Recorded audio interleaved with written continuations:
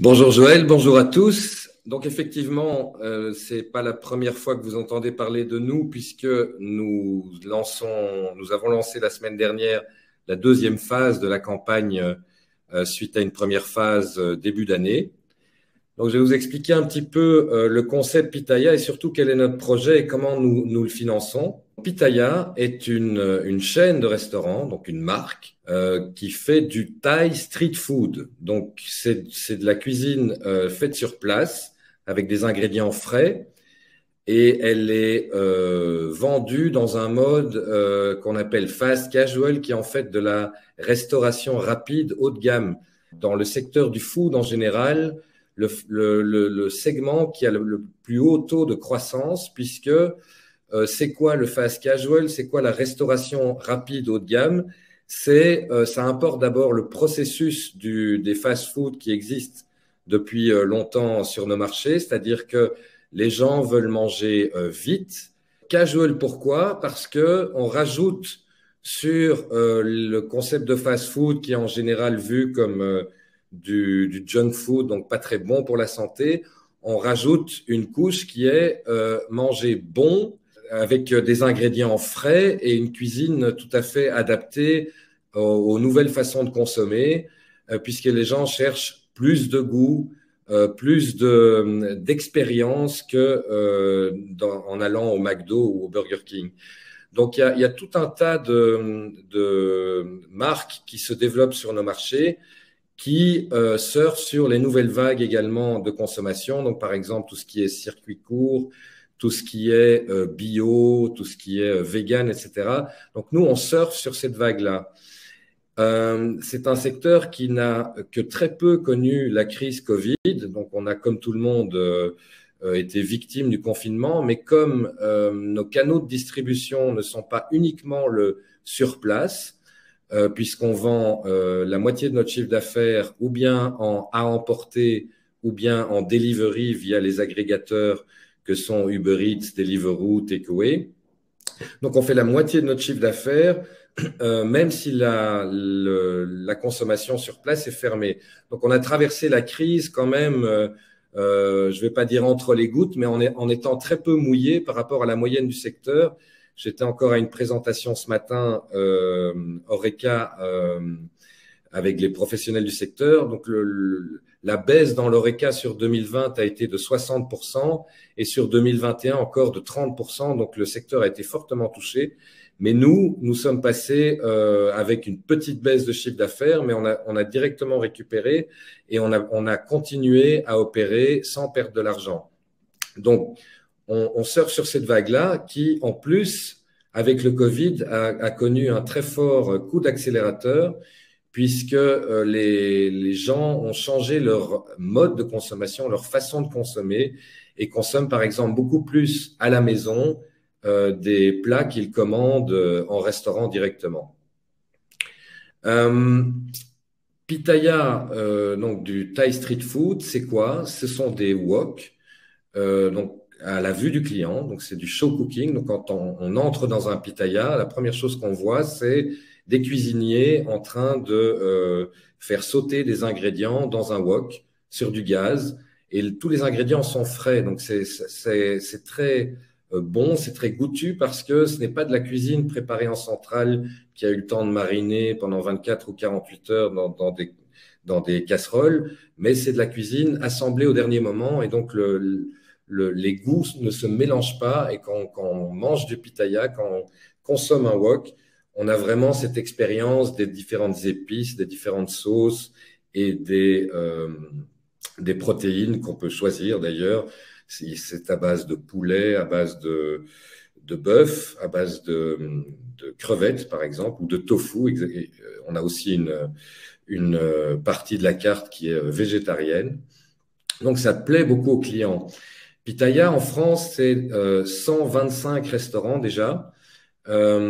Et c'est un concept qui est en train de s'internationaliser. Donc, on a signé la master franchise pour le Benelux, où on s'est engagé à ouvrir 70 restaurants sur 3 pays, donc 30 en Belgique, 35 en Hollande et 5 au Luxembourg, sur les 7 années qui viennent. On a une obligation d'en ouvrir un tiers en propre, c'est-à-dire que nous ouvrons nos propres restaurants, mais nous avons également des franchisés qui ouvrent des pitayas et que nous aidons à ouvrir et à opérer. Nous les aidons notamment, par exemple, à recruter et former leur personnel. Nous les aidons à construire le restaurant et nous les aidons en cours de projet, évidemment, à les gérer au mieux, par exemple en leur fournissant toutes les données nécessaires à la bonne gestion du business, notamment sur les ventes. Nous avons déjà présenté le projet en janvier, où nous avons levé 1 167 000 € en quelques jours. Donc, merci à vous, pour ceux qui nous écoutent, si vous avez déjà participé à la première phase. Et nous avions prévu une deuxième phase. Nous n'avions pas besoin de tout l'argent en même temps au début. Donc, nous avons planifié une deuxième phase à la fin de l'année, dans laquelle nous sommes en ce moment. Donc, si vous allez sur le site de Bibons, vous verrez non seulement tout le projet, mais également tout ce qu'on a fait depuis janvier. Alors, qu'est-ce qu'on a fait depuis janvier? On a ouvert 4 restaurants. Un à Bruxelles, qui est notre restaurant historique, qu'on a ouvert en septembre 2020, déjà entre les 2 premiers confinements.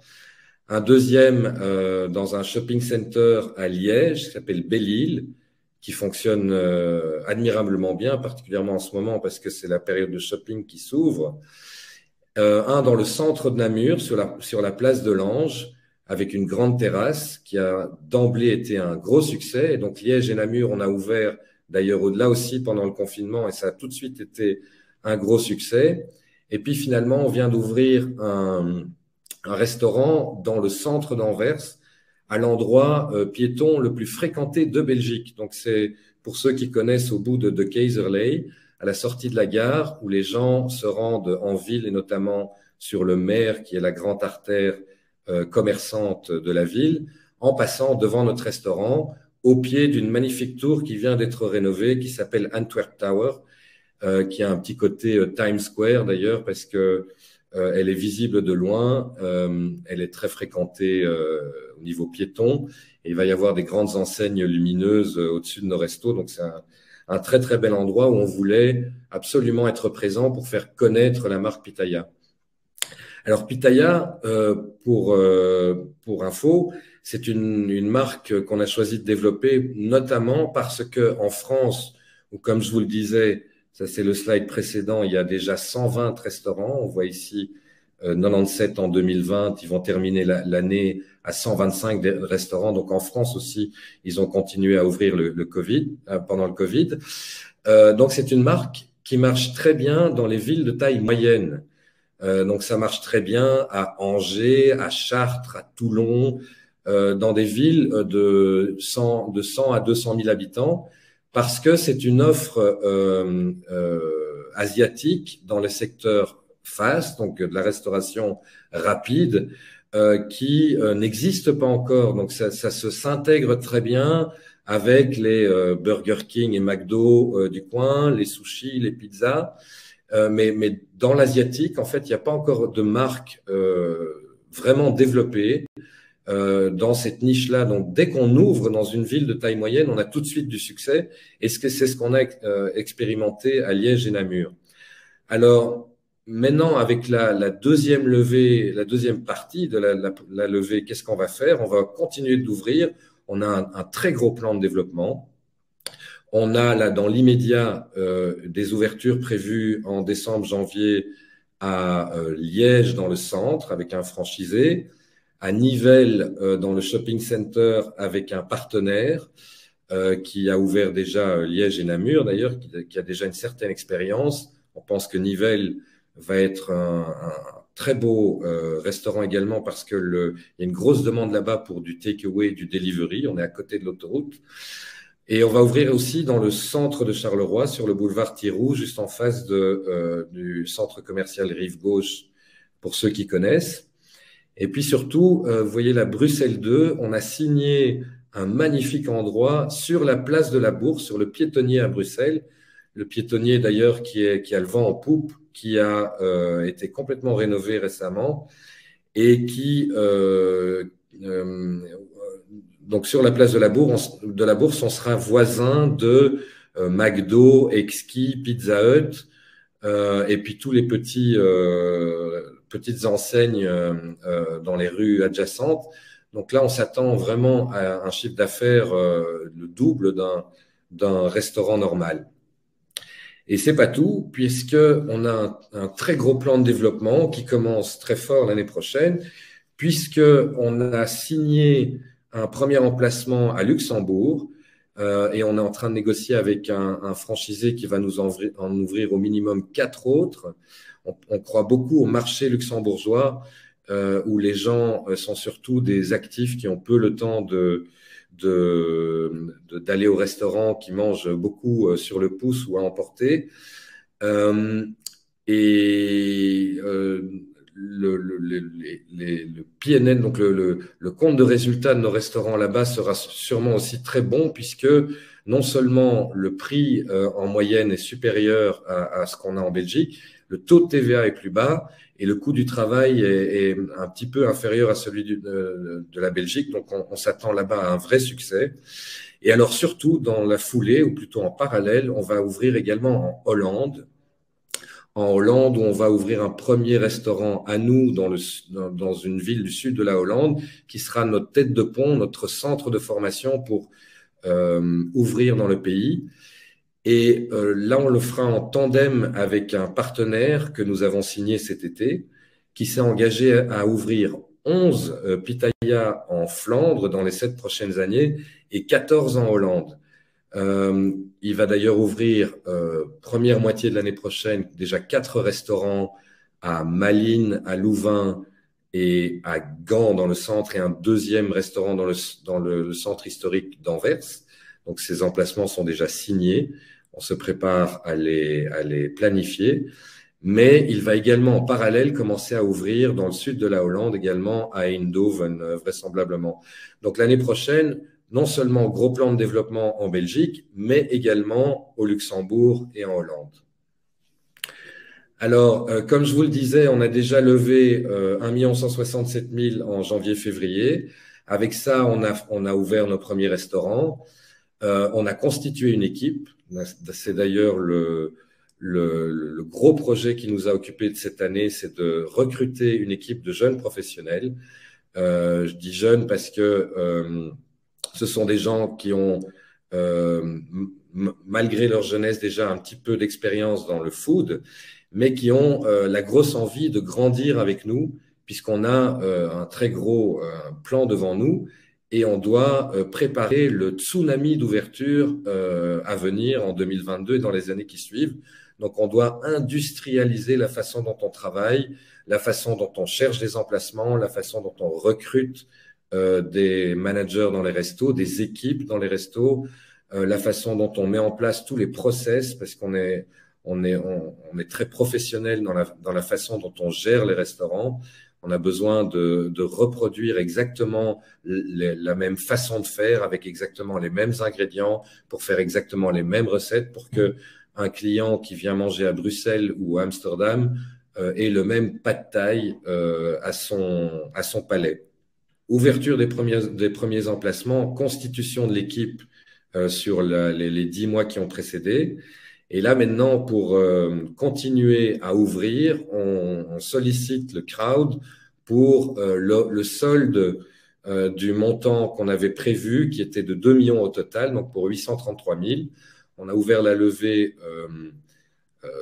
jeudi dernier et les conditions sont toujours les mêmes. Les conditions sont 8% d'intérêt annuel, payé annuellement. Le premier coupon sera payé le 27 janvier et d'une durée de 4 ans. Donc, les investisseurs sont remboursés le 27 janvier 2025, si je compte bien.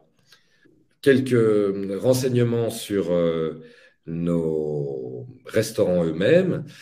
Donc, un restaurant à la grosse louche, c'est 1 100 000 de chiffre d'affaires, c'est 450 000 d'investissement et c'est un EBITDA, donc un profit après paiement des royalties et du marketing, hein, puisqu'on paye à la marque pour pouvoir l'utiliser et importer tout le concept des royalties, mais donc un EBITDA de 15%, c'est-à-dire que on a un beau cash flow qui est dans la moyenne du secteur, qui est d'ailleurs une des raisons pour lesquelles on attire beaucoup de candidats franchisés, puisqu'un franchisé ayant un restaurant peut, après avoir payé tout le monde, se payer lui-même et payer le remboursement de son emprunt à la banque. Au niveau du business plan, donc du plan d'ouverture, on a un petit retard de 3 à 6 mois dû au Covid.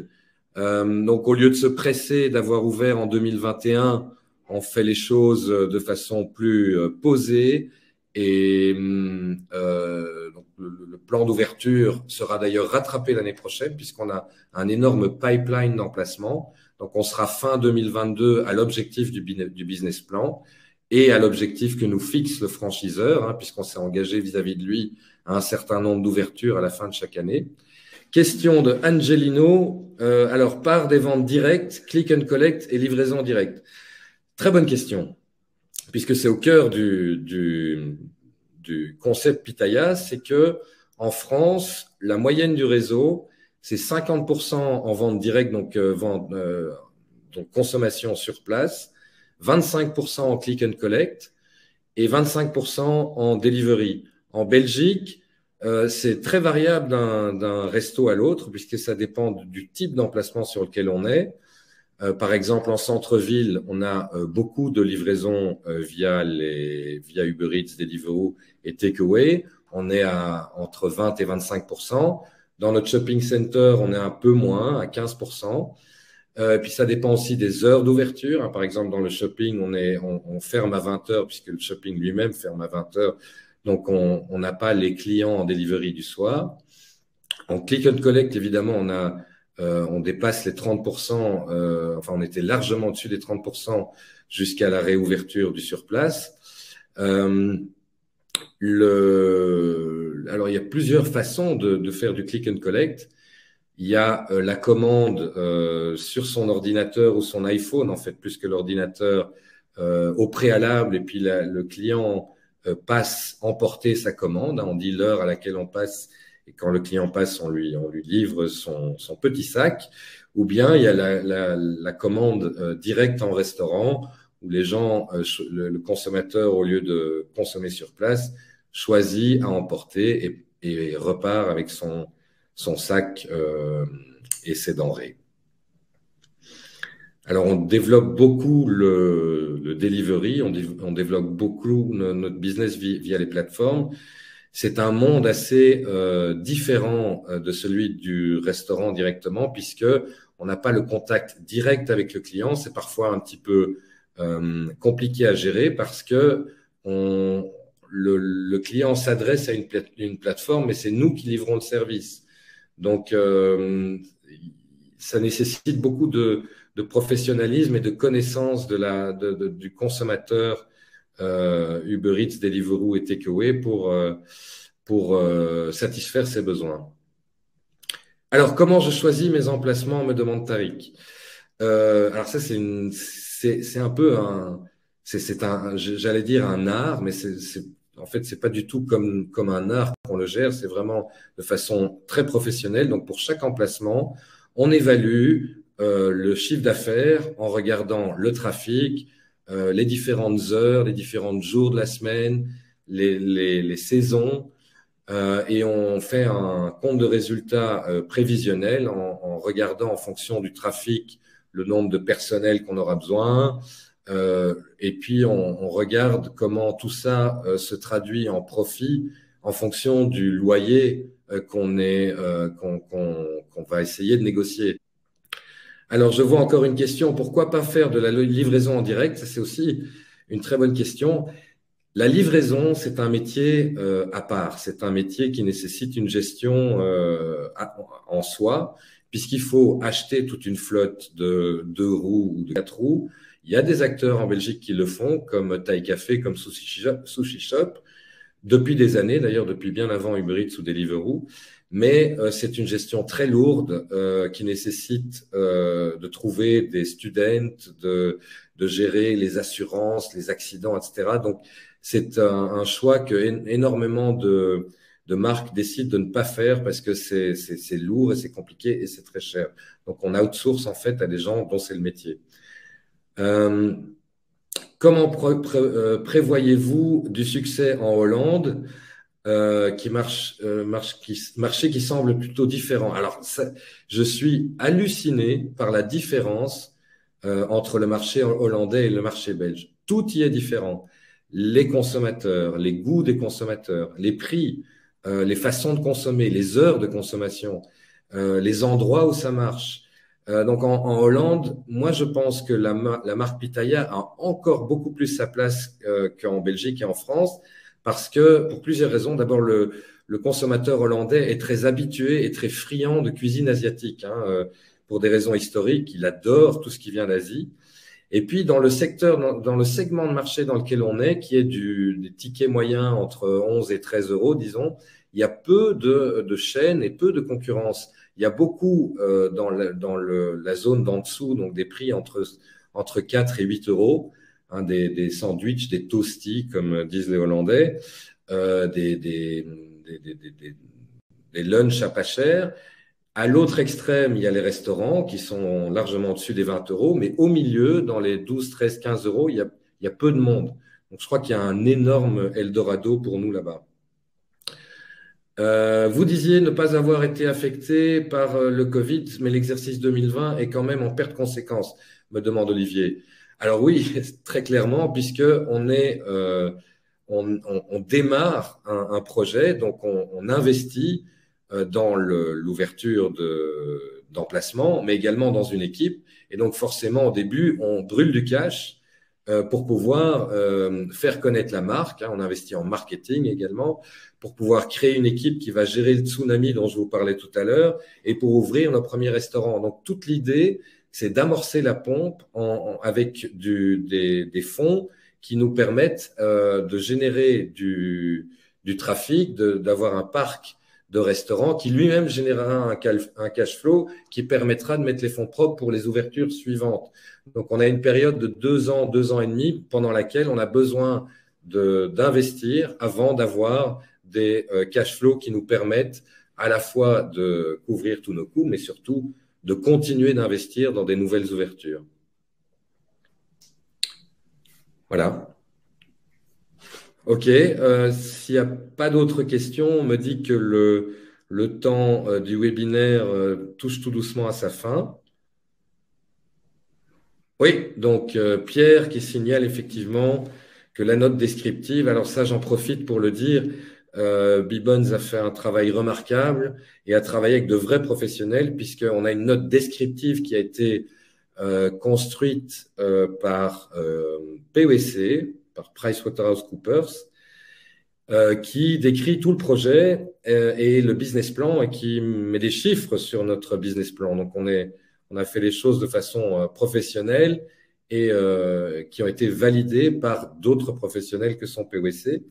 Et la note d'information, qui est une obligation de la FSMA, a été, elle, faite par Deloitte, qui a aussi pignon sur rue en Belgique pour tout ce qui est legal notamment. Et dans la note descriptive également, il y a tous les aspects business, tous les economics de nos restaurants, c'est-à-dire les chiffres que je vous ai cités tout à l'heure sur le chiffre d'affaires et l'EBITDA.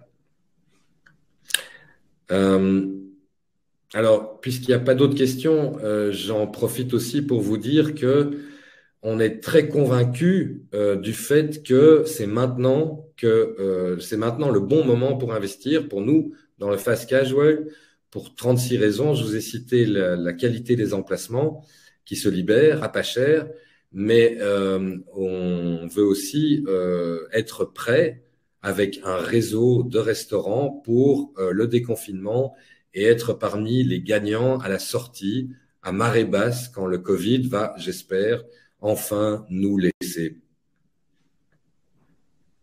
Voilà, merci à tous et à bientôt.